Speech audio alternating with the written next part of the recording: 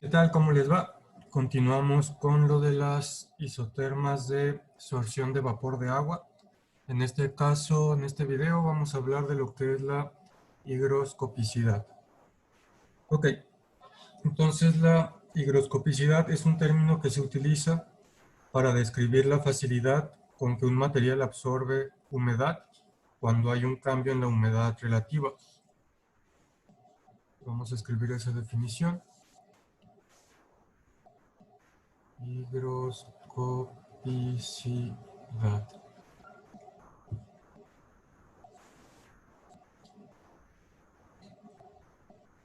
Describe la facilidad con que un material absorberá humedad, con que un material absorberá humedad, dado un cambio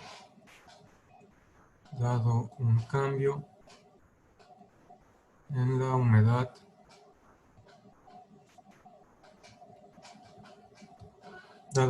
humedad relativa.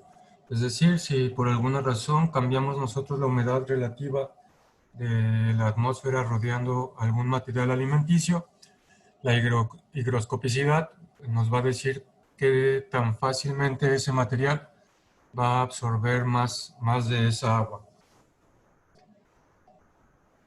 Ok, entonces este término comúnmente se utiliza para indicar materiales que rápidamente se vuelven problemáticos con el mínimo incremento de humedad de sus alrededores. Es decir, se usa mucho para indicar sobre materiales que cuando hay un pequeño cambio de humedad relativa en los alrededores, entonces absorbe mucha agua este material y, por ejemplo, hay ciertos ingredientes en polvo que al absorber mucha agua se vuelven pegajosos y se apelmazan. Y en el caso de la industria alimenticia, pues ya sea que puede que cambie el sabor, por ejemplo, o que se complique su manejo durante los procesos eh, alimenticios por los que pasa este material. Entonces, nos es importante saber qué tanto absorbe humedad un material porque va a estar involucrado en cómo se puede procesar ese material. Ok, otra cosa es que el término se usa de forma cualitativa y no se ha asignado ninguna escala cuantitativa a la higroscopicidad. Entonces vamos a poner eso también. Se usa de forma cualitativa, es decir, no hay una escala cuantitativa asignada a este término.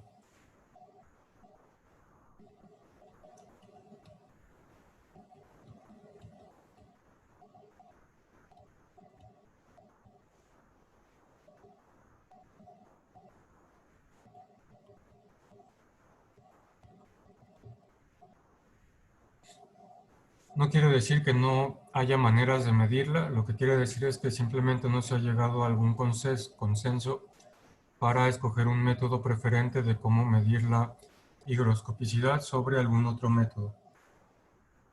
Nosotros aquí vamos a considerar una de las formas en que podemos medirla, en que se le puede asignar esta escala cuantitativa al término de higroscopicidad.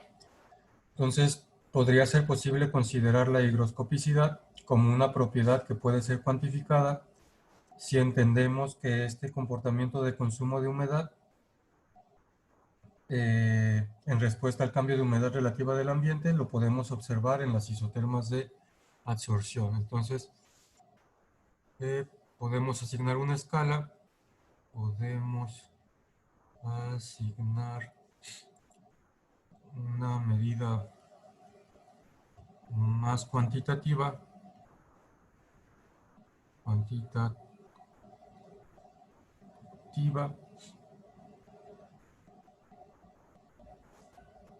a través de observar el consumo de humedad del material en las isotermas de sorción. Entonces vamos a ver esto, cómo podemos hacer esto. Entonces, para entender cómo puede ser una manera de medir esta higroscopicidad, vamos a ver esta figura de acá, en la que tenemos cuatro materiales distintos, cuatro materiales alimenticios distintos. Tenemos sus isotermas de sorción. Entonces, como les digo, cada isoterma pertenece a un material diferente y los cuatro materiales exhiben diferentes grados de higroscopicidad. Entonces, para ver esto, vamos a considerar lo siguiente. Supongamos que elevamos la humedad relativa de equilibrio, es decir, la actividad del agua. Acuérdense que la actividad del agua es la humedad relativa de equilibrio. Entonces, supongamos, como vemos aquí en la figura, que estamos en una actividad de agua A y pasamos a una actividad de agua mayor, a una humedad relativa mayor en el punto B. Ok, entonces podemos observar entonces las diferentes cantidades de consumo de humedad de cada material. Entonces, en este rango de incremento de humedad relativa, podemos ver cuánto subió el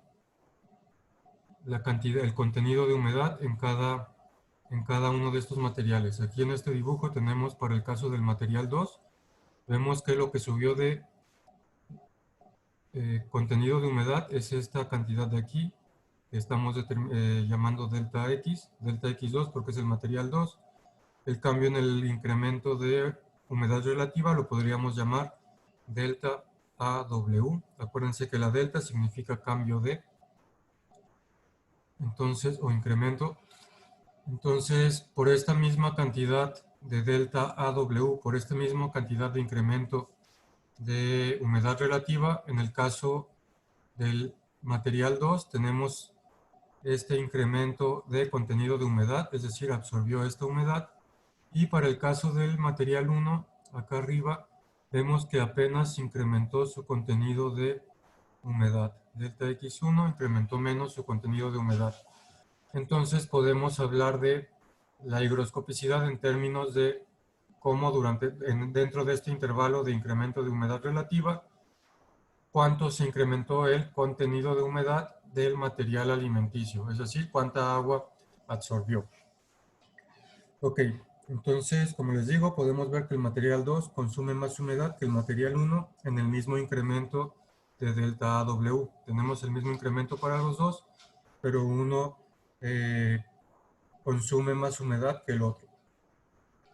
Y entonces, la pendiente de la secante a la curva entre los puntos A y B, es decir, si aquí tenemos el punto A y aquí tenemos el punto B, y trazamos una línea recta entre ellos, un poquito chueca, esa es la línea secante, porque toca solo los dos puntos, el primero y el segundo. También podemos hacer eso para el caso de el material 1, aunque no se ve tan claro porque es una pendiente muy aplanada. Pero entonces esa pendiente, que la estoy poniendo en rosa, la pendiente de la secante a la curva, de la secante a la curva entre los puntos A y B, A y B, se puede considerar como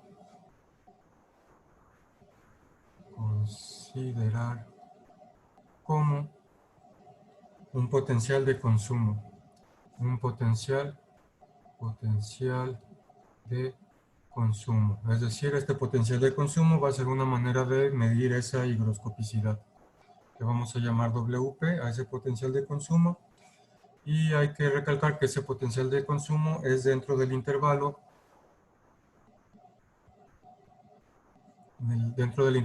delta AW. Entonces, la pendiente de esa recta me va a decir este potencial de consumo me va a decir qué tan higroscópico es el material. Entre más elevada sea la pendiente, quiere decir que absorbe más agua dentro del mismo intervalo de incremento de humedad relativa. Entre más aplanada sea la curva, como en este caso, perdón, la pendiente de la recta, entre más aplanada sea, quiere decir que absorbe menos humedad dentro del intervalo de incremento de humedad relativa. Entonces, cuando se habla de este potencial de consumo, como les estoy mencionando, hay que especificar el intervalo en el que ocurre. Por ejemplo, el material 2 tiene un WP mayor que el material 1, como vemos acá. WP2 es mayor que WP1. Y eso es en el intervalo que estamos especificando en este delta AW. Porque si, por ejemplo, si tomáramos un intervalo de delta AW en las regiones más a la izquierda, por ejemplo, si agarro otro intervalo de incremento de humedad relativa aquí, incremento de humedad relativa en este intervalo, entonces aquí podemos ver que se invierten los papeles. Ahora el material 1 en este intervalo tiene una pendiente mucho mayor que la del material 2. Entonces, para el intervalo en azul, el material 1 tiene un potencial de consumo más alto. Para el intervalo en rosa, este de acá, el material 2 tiene un potencial de consumo más alto.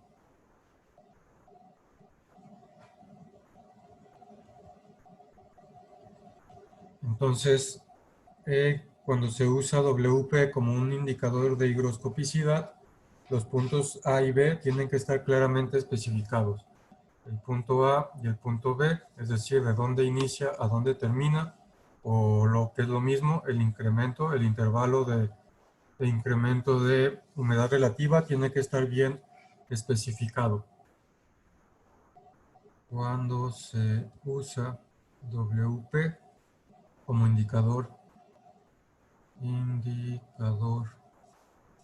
de higroscopicidad, los puntos A y B, o lo que es lo mismo, intervalo delta W, tiene que estar claramente especificado. Tiene que estar claramente especificado.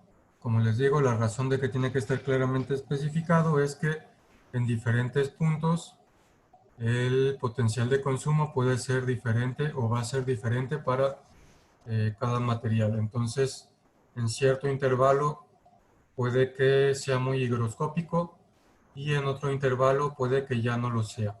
Entonces, es por eso que hay que indicar claramente entre qué puntos de incremento de humedad estamos hablando para decir qué tan higroscópico es el material dentro de ese intervalo. Ok, bueno, esto es todo con respecto a higroscopicidad.